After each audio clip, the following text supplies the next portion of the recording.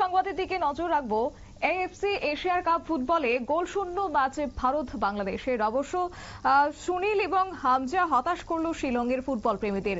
অজস্র গোলের সুযোগ হাতছাড়া উভয় দলের। বিস্তারিত যাব আমাদের সঙ্গে যুক্ত হয়ে গেছে প্রতিনিধি বিপ্লব চন্দ্র। বিপ্লবটা কি রয়েছে আপডেট? দেখো শতাব্দী, যে ভারতীয় ফুটবল দল এবং বাংলাদেশের বিরুদ্ধে গতকালকে যে ম্যাচ হয়েছে সেই ম্যাচকে নিয়ে কিন্তু একটা প্রত্যাশা ছিল ভারতীয় দলের, যে বাংলাদেশের বিরুদ্ধে যদি এই ম্যাচ ভারতীয় দল জয়লাভ করতে পারে তাহলে কিন্তু এশিয়ান কাপ ফুটবলে ভারতীয় দল যোগ্যতা অর্জন করবে।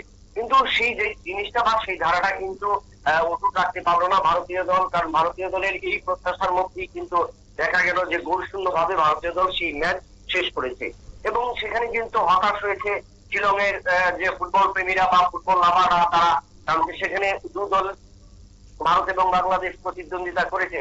তবে ভারত এবং বাংলাদেশের প্রতিদ্বন্দ্বিতার চেয়ে সেখানে কিন্তু বাংলাদেশের যে প্রখ্যাত ফুটবলার যাকে দলে নেওয়া হয়েছে এমএস চৌধুরী এবং ভারতীয় দলের প্রাক্তন ফুটবলার বা প্রাক্তন অধিনায়ক সুনীল ছেত্রী যখন দলে এসেছিল সেই জায়গায় কিন্তু একটা প্রত্যাশা ছিল ভারতীয় দল ভালো ফুটবল দেখাবে বা দৃষ্টিনন্দন ফুটবল দেখাবে।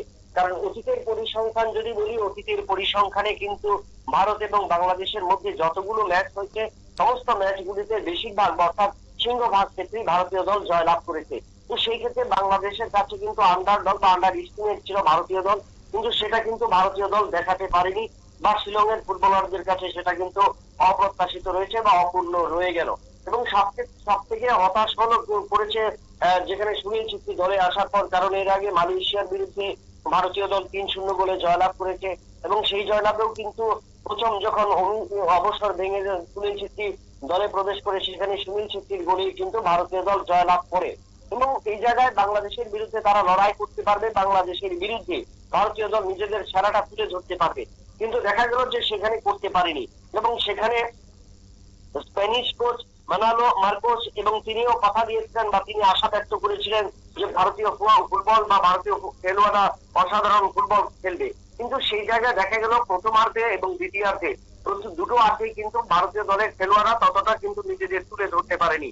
একাধিক গোলের সুযোগ হাতছাড়া করেছে এবং এই একাধিক গোলের সুযোগ হাতছাড়া করার পেছনে সবচেয়ে বেশি স্ট্রাইকারদের ব্যর্থতা পরিলক্ষিত হয়েছে। যে দুটো উইংস থেকে যেভাবে ভারতীয় দল পেয়েছিল বল, সেই জায়গায় ভারতীয় দলের আশা ছিল ভারতীয় দল গোল দিয়ে যাবে, কিন্তু সেখানেও কিন্তু তারা সেই জায়গায় সফল হতে পারেনি এবং যার কারণে মানালি মার্কোস কিন্তু সবচেয়ে বেশি কিন্তু ক্ষিপ্ত হয়েছেন বা একটু রাগ হয়েছেন ভারতীয় দলের ফুটবলারদের কাছে এবং সেখানে মার্কোস বারবার কিন্তু রণনীতি পরিবর্তন করেছেন, বারবার খেলোয়াড়দের ছন্দপতনকে তুলে ধরবার চেষ্টা করেছেন, উইংস গুলোকে কাজে লাগানোর চেষ্টা করেছেন, কিন্তু সেই উইংস গুলো ততটা কিন্তু কাজে লাগাতে পারেনি।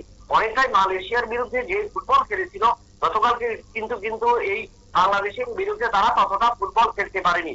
অন্যদিকে বলা যায় যে আমির চৌধুরীর নেতৃত্বে যে বাংলাদেশ যে ফুটবল এসছে বা বাংলাদেশের ফুটবলাররা অনেকটাই কিন্তু পরিণত ফুটবল খেলেছে এবং তার কারণে কিন্তু বাংলাদেশের এই পরিণত ফুটবল একদিকে এবং সুনীল ছেত্রী দলে আসার পর ভারতীয় দল যে কতটা ব্যর্থ হয়েছে তারই কিন্তু প্রশ্ন এবং তার কারণে আগামী দিনে যে টুর্নামেন্ট রয়েছে, আগামী দিনে যে রয়েছে আইএফসির যে টুর্নামেন্ট রয়েছে তার ক্ষেত্রে কিন্তু ভারতীয় দলকে আরো একটু বেশি চিন্তা করতে হবে, কারণ আরেকটু বেশি চিন্তা করতে হবে কারণ যে পরিসংখ্যান বা ক্রমতালিকায় বিশ্ব ফুটবলে বাংলাদেশ এবং ভারতীয় দলের যে ক্রমতালিকা সেটা কিন্তু অনেকটাই নিচের দিকে এবং সেই জায়গায় মার্কোসকে দিয়ে যে স্প্যানিশ কোচ মার্কোসকে দিয়ে ভারতীয় দল পরিবর্তন করার চেষ্টা চালাচ্ছে এবং সেখানে এই পরিবর্তনের মধ্যে কিন্তু গতকালকে বাংলাদেশের বিরুদ্ধে ম্যাচ ড্র করার কারণে কিন্তু সেইটা আরেকটা বেড়ে গেল এবং তাতে বোঝা যায় যে ভারতীয় দলকে আরো বেশি পরিণত ফুটবল খেলতে হবে। তবে গোলশূন্য ম্যাচ খেলিয়ে কিন্তু উভয় দল কিন্তু এক পয়েন্ট সংগ্রহ করেছে। শতাব্দী, ধন্যবাদ। আপনারা শুনলেন, অর্থাৎ এএফসি এশিয়ার কাপে গোলশূন্য উভয় দল ভারত বাংলাদেশ এবং উভয় দলই ড্র করেছে, যার কারণে রীতিমতো হাতছাড়া হয়েছে অজস্র গোল উভয় দলেরই। নিয়ে নিচ্ছে ছোট্ট একটি বিজ্ঞাপন বিরতির সঙ্গে থাকুন।